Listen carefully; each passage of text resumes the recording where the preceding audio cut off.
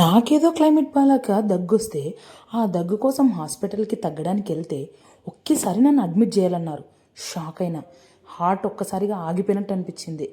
ఇంకా చూడండి వెంటనే నెబులైజేషన్ పెట్టారు. చెస్ట్ ఇన్ఫెక్షన్ ఫుల్ అయిందన్నారు. అసలు మాకు ఏం చేయాలో అర్థం కావట్లేదు. అసలుకే ఈడ బెంగళూరులో ఎంత ఛార్జెస్ వేస్తారంటే వామ్మో, మా ఊర్లో అయితే 10,000కి అయిపోయేది. ఇక్కడ బిల్లు చూసి నేను మా ఆయన షాక్ అయినాం. మా నాన్న లేకపోతే మా పరిస్థితి దారుణం అనమాట. ఈ బాటిల్ చూసారా ఎంత స్లోగా వస్తుందంటే